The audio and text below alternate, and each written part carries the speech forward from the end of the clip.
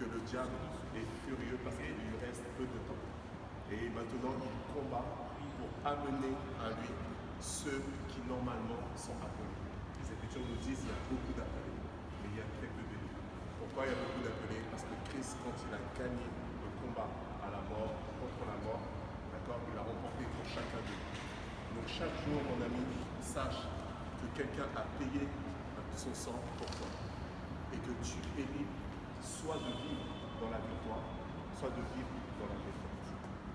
Et c'est ça le combat de la foi que tu as chaque jour.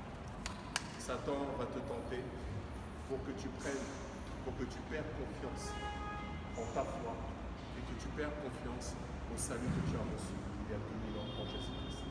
À chaque fois que tu pêches, tu te sens mal. Tu te sens perdu. Si tu as rencontré le Seigneur Jésus. Si tu n'as pas rencontré le Seigneur Jésus, le péché ne te sanctifie. Mais ceux qui réellement ont rencontré le Seigneur Jésus, à chaque fois qu'ils tombent, qu'ils commettent leur péché, à l'intérieur d'eux, ils se sentent mal dans l'esprit. Vraiment. Si toi, peut-être, tu n'as pas rencontré le Seigneur Jésus, tu peux le rencontrer juste en faisant cette prière.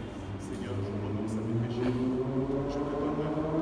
Et tu verras qu'en un instant, Dieu te donnera son esprit dans ton cœur. Et la Bible nous dit, le Saint-Esprit nous convaincra de péché, de justice et de jugement. Mais à chaque fois que tu tomberas, tu t'apercevras que là, ici, ça va pas. Ça va pas. Sache qu'à ce moment-là, c'est que tu es né de nouveau.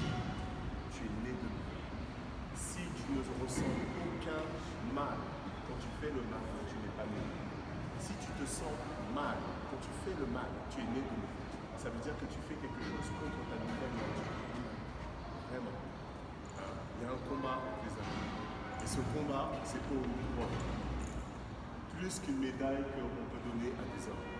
Une couronne éternelle. Et ma prière, les amis, c'est que vous ne perdiez pas ce combat que vous avez déjà gagné si vous êtes en Jésus-Christ. En tout cas, soyez bénis.